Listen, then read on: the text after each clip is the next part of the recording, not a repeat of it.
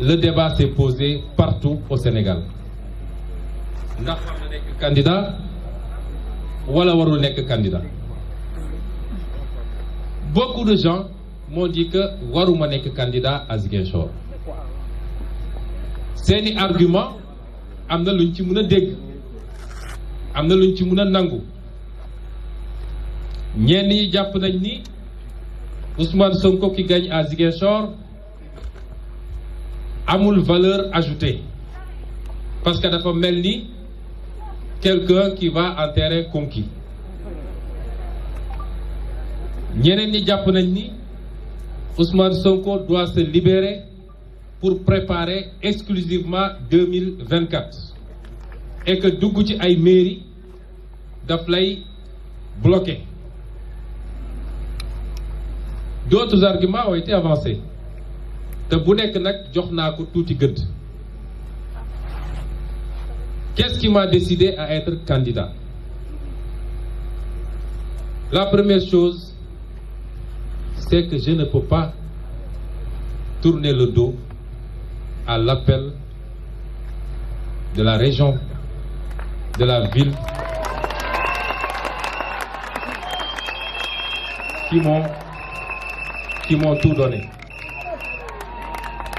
La demande a été très forte te ab jàpp naa ni yaakaar bu rëy moo sous-tendre demande bi te bi ma jógee fi ma dal neema ba bi may egsi fii ce que j'ai vu dans les rues de Ziguinchor et ce que je vois toujours dans les rues de Ziguinchor, et c'est encore beaucoup plus fort si j'allais dans les rues de Bignona, c'est encore beaucoup plus fort si j'allais dans les rues de Oussouye, c'est aussi fort si j'allais dans le Sédhiou ou dans le Kolda. Loolu, ça s'appelle de l'espoir. Et je peux vous assurer que nous sommes conscients de cet espoir et nous ne le décevrons jamais, s'il plaît à Dieu.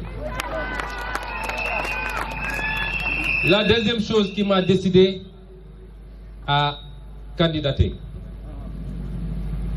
am na ñu ñëwoon sax ne ma il faut être candidat à la ville de Dakar parce que soo nekkee candidat ci ville de Dakar valeur ajoutée bi foofu lay amee solo ndax li Dakar di peser et c'est un boulevard pour 2024.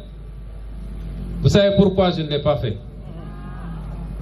La première chose, c'est parce que j'ai considéré que nous avions un candidat naturel, légitime, qui a tout ce qu'il faut et qui est plus légitime que moi à Dakar et qui s'appelle Barthélémy Diaz. La deuxième chose bi tax defuma ko, monsieur le maire Barthélémy nga jéggal ma nag waaye Casamance du moroomu Dakar. Monsieur le maire Casamance du moroomu Dakar. bëgg naa Ndakaaru trop nag Abbas bëgg naa Ndakaaru trop parce que ñooy suñu njaatige ñooñu dalal waaye Barthélémy bi nga duggee frontière Gambie ba fii li nga gis sa bët loolu xam nga ni ci koom-koom ak ci potentiel doo ko méngaleeg Dakar.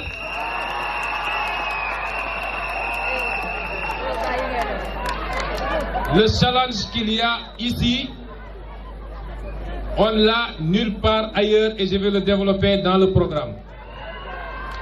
Looloo tax ñu d'accord ne ñun dañuy ñëw candidater fii au nom de cet amour pour la Casamance, au nom de cette conscience des capacités de cette verte Casamance. Au nom de tout cela, on va vous présenter un programme qui transcende la commune de Ziguinchor. Je vous avais dit que vision bi ñu am ñun et le programme que nous avons, je vous avais dit que xajul ci commune Ziguinchor tuuti na ci trop. Moo tax le programme qu'on va vous présenter, c'est un programme boo xam ne ñetti pàcc la.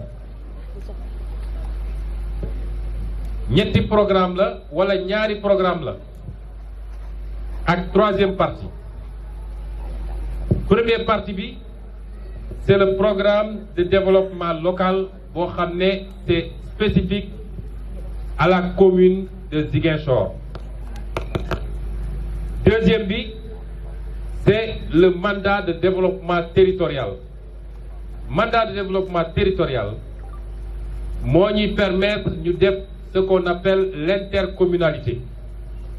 Mooy toutes les communes que nous gagnerons, toutes les communes que nous gagnerons, nous allons les regrouper dans une grande intercommunalité boo xam ne on mettra ensemble nos ressources, on mettra ensemble nos idées, on mettra ensemble nos moyens pour exécuter des programmes transversaux yoo xam ne dina am yenn yoo xam ne dinaa ko lim fii. Ñetteel partie bi nag man mooy ma partie préférée parce que un programme c'est pas une profession de foi, c'est différent. Fii nag du ñu def programme fii da ngay gis ko ne su ngeen ma falee dinaa def lii dinaa def lii dinaa def lii dinaa def lii. Ça c'est ce qu'il y a de plus simple, même un élève de CM2 peut le faire. Vraiment. Même un élève de CM2 peut le faire. Waaye c'est rare nga gis wala gisaguma ko man ku la ne soo ma falee voilà où est-ce que je vais trouver les ressources pour réaliser mon programme. Or, si tu ne peux pas trouver les ressources, tu ne réaliseras jamais de programme. Un programme sans ressources financières n'est pas un programme. Donc, la troisième partie, mooy le financement des programmes. Muy le programme local de développement local, muy le mandat de développement territorial. Programme bii nag, messieurs les journalistes, nous voulons une élection exemplaire à Ziguinchor. C'est pourquoi je lancerai un défi sous la supervision de la presse à tous les candidats pour qu'il y ait un débat public, contradictoire, programmatique.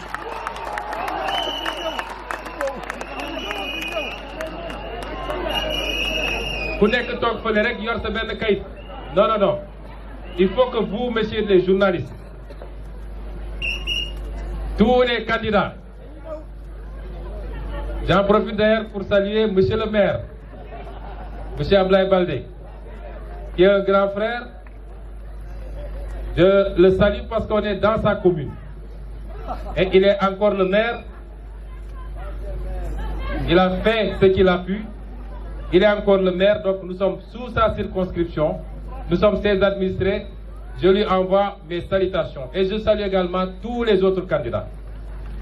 Mais je les convie, en espérant qu'ils auront plus de courage que leur patron. En 2019, j'avais demandé un débat entre les candidats. Leur patron avait fui. J'espère qu'aujourd'hui, pour la clarté du débat, parce que la Casamance en a besoin et le Sénégal en a besoin, que nous donnerons le modèle parfait où chacun viendra avec son programme. Évidemment, certains devront d'abord faire leur bilan avant de parler de leur programme, ce qui rend la chose plus complexe. Mais messieurs les journalistes, nous vous invitons, en tout cas nous marquons notre disponibilité à ce que ci bayal bu mel nii ci podium bu mel nii candidat yëpp toog ñu def un débat programmatique.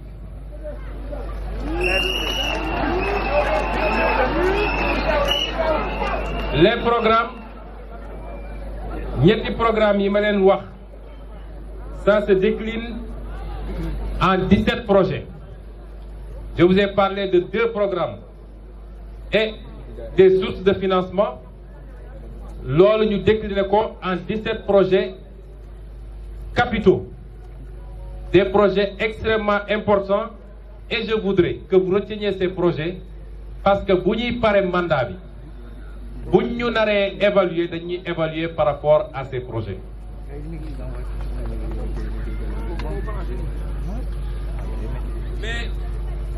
balaa may dugg ci loolu